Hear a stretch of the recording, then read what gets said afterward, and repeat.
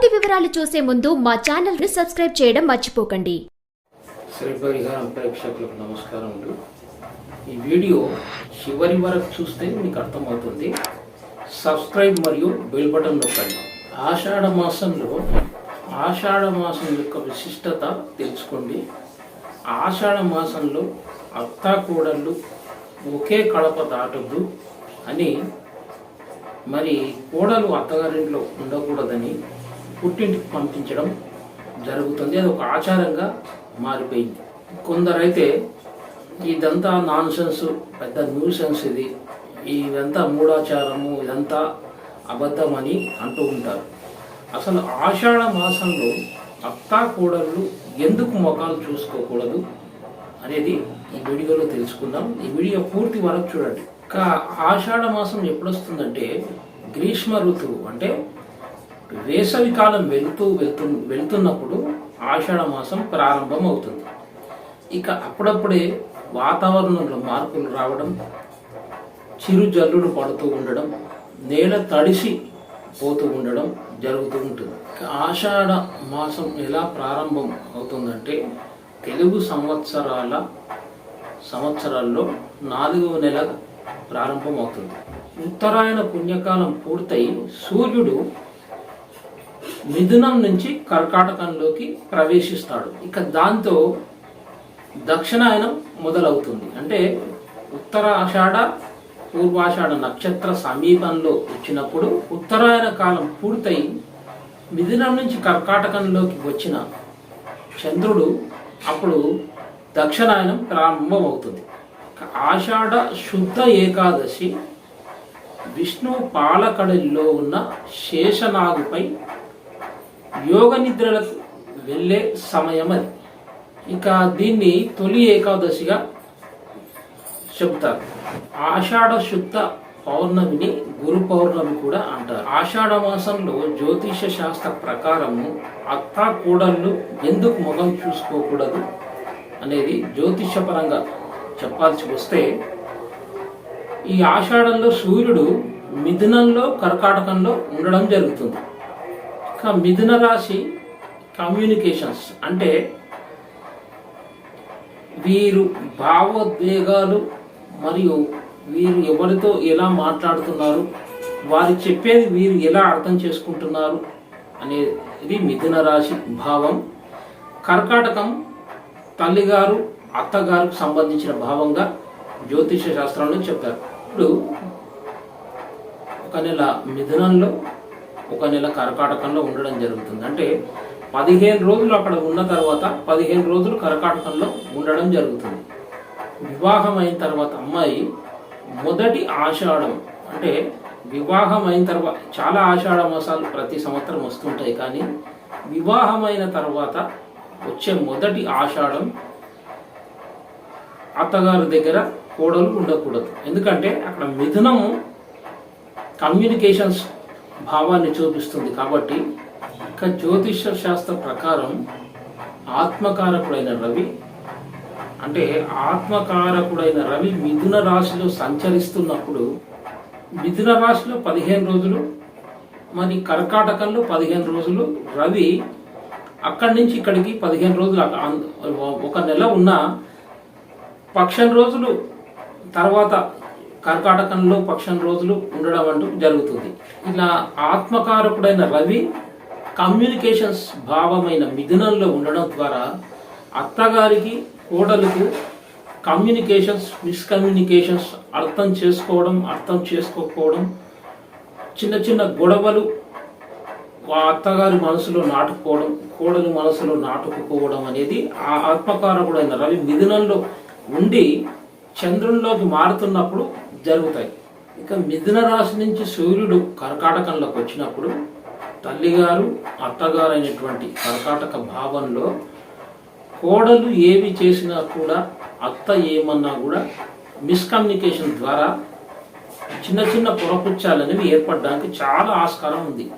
ఇలా ఆత్మకారకుడైన రవి మిథునం నుంచి కర్కాటక ప్రవేశం చేస్తున్నప్పుడు కొత్తగా వివాహమైన వారి వధూవరులు కూడా వివాహమైన కొత్తలో మిస్కమ్యూనికేషన్స్ భార్యాభర్తలకు కూడా ఏర్పడడానికి చాలా ఆస్కారం ఉంది. ఎందుకంటే ఆత్మకారకుడైన రవి మిథున భావం నుంచి కర్కాటక ప్రవేశం, అందులో 15 రోజులు, ఇందులో 15 రోజులు ఉండడం ద్వారా భార్యాభర్తలకు కూడా మనస్సుకు సంబంధించినటువంటి సమస్యలు, కొట్లాటలు, చిన్న చిన్న పొరపుచ్చాలు రావడం, అది చిలికి గాలివానగా మారడం,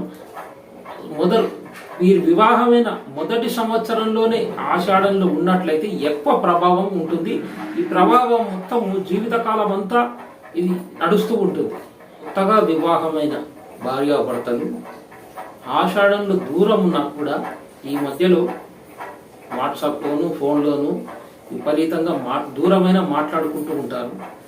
అంటే ఆత్మకారకుడైన రవి మిథున రాశి సంచారంలో ఉన్నప్పుడు వీరు మాట్లాడడం, ఒకరినొకరు చూసుకోవడం ద్వారా ఇది ఎక్కువ ఎఫెక్ట్ అవుతుంది. మిథునం నుంచి సూర్యుడు చంద్రునిలోకి, కర్కాటకంలోకి మారుతూ ఉన్నప్పుడు మీరు కలిసున్నా, మాట్లాడుతూ ఉన్నా కూడా ఆ ఎఫెక్ట్ బాగా ఉంటుంది. మీరు వీలైనంత వరకు దూరంగా ఉండడం చాలా మంచిది. ఆషాఢ మాసంలో అత్తా కోడళ్ళు కలిపి ఒకరినొకరు చూసుకోకూడదు. వారితో పాటు భార్యాభర్తలు కూడా దూరంగా ఉండడం చాలా ఉత్తమమైన పద్ధతి. ఎందుకంటే మిథునం నుంచి సూర్యుడు కర్కాటకంలో ప్రవేశిస్తున్నప్పుడు ముఖ్యంగా 3 గుర్తుంచుకోవాలి మీరు ఆషాఢ మాసంలో. 1, అత్తాకోడలు దూరంగా ఉండడం, ఒకరినొకరు చూసుకోకుండా ఉండడం, కమ్యూనికేషన్స్ కూడా ఉండకూడదు. 2ది భార్యాభర్తలు దూరంగా ఉండాలి. అంటే ఆషాఢ మాసంలో సంతానం కోసం వీరు ప్రయత్నించకూడదు. ఆషాఢ మాసంలో సంతాన ప్రయత్నం చేసినట్లయితే న్యాచురల్గా 5th పంచమ భావాధిపతి రవి అవుతాడు. సింహరాశి అది సంతాన స్థానం. నేచురల్గా సంతాన భావానికి సింహరాశి అవుతుంది. సింహరాశికి అధిపతి రవి వ్యయభావంలో సంచారంలో ఉన్నప్పుడు భార్యాభర్తలు సంతాన కోసం ప్రయత్నాలు చేయకూడదు. కొత్తగా వివాహమైన వారు తెలియకో ఆషాఢంలో సంతానం కోసం ప్రయత్నం చేసినట్లయితే సంతానం అయినా కూడా చాలా లోపాలు, చాలా సమస్యలు ఏర్పడడం జరుగుతుంది. పర్టికులర్గా చాలామందికి ఆషాఢం గురించి అది ఏదో మూఢనమ్మకము, ఇదంతా నాన్సెన్స్ అని చెప్పి తీసేస్తుంటారు. కానీ ఆషాఢ మాసంలో వ్యయభావంలో ఉండడం, పుత్రస్థానం అనేటువంటి పంచమాధిపతి రవి వ్యయభావంలో ఉన్నప్పుడు ఈ నూతన వధూవరులు, వివాహమైన భార్యాభర్తలు సంతానం కోసం ప్రయత్నం చేయడం ద్వారా వికలాంగులు మరియు చాలా సమస్యలైనటువంటి సంతానం కలగడం అంటూ జరుగుతాయి. గురువు గారు ఆషాఢ మాసంలో దూరం ఉండాలని చెప్తున్నారు. మరి ఏం చేయాలంటే జ్యోతిష శాస్త్రంలో ఏం చెప్పారంటే ఉదయం లలిత సహస్రనామం, సాయంత్రం విష్ణు సహస్రనామం చదవమని చెప్పింది. లలిత మరియు విష్ణు సహస్రనామాలు మీరు పఠించినట్లయితే అత్తాకోడళ్ళ మధ్యలో ప్రేమ ఆకర్షణ పెరగడం, భార్యాభర్తల మధ్యలో ప్రేమ ఆకర్షణ పెరగడం, మరి వీరికి ఆరోగ్యకరమైనటువంటి సంతానం కలగడం అంటూ జరుగుతాయి. ఈ ఆషాఢంలో అత్తకోడలు కలిసిన, భార్యాభర్తలు కలిసిన, లేదా సంతానం కోసం ప్రయత్నం చేసిన చాలా సమస్యలు వస్తాయి. ఇది జ్యోతిష శాస్త్రంలో వివరించడం జరిగింది. కానీ ఆషాఢంలో అంత తేలిగ్గా మీరు జ్యోతిషపరంగా మనం ఇలా చూసుకున్నా సాధారణంగా భార్యాభర్తలు కానీ అత్తాకోడళ్ళు కానీ ఎంత దూరంగా ఉంటే ఆ ప్రేమ కూడా అంతగా పెరుగుతుంది. అంటే భార్యాభర్తలు చూడకుండా దూరంగా ఉన్నట్లయితే వారి పట్ల ఆకర్షణ, ప్రేమ విపరీతంగా పెరగడం అంటూ జరుగుతుంది. కాబట్టి ఆషాఢ మాసం అంత తేలిగ్గా తీయకండి. ఆషాఢ మాసంలో అత్తగారు కోడలు చూసుకోకూడదు, ముఖాలు చూసుకోకూడదు, ఒకే కడప దాటకూడదు అని పెద్దలు చెప్పినట్టు జ్యోతిష పరంగా కూడా మిథునం నుంచి సూర్యుడు కర్కాటకంలోకి రావడం, తల్లి భావంలోంచి అత్తగారు తల్లి భావంలోకి రావడం, ఇది మిస్కమ్యూనికేషన్స్, మరి అత్తగారు తల్లిగారు మధ్యలో పొరపుచ్చాలు రావడం, భార్యాభర్తల మధ్యలో సమస్యలు రావడం జరుగుతాయి.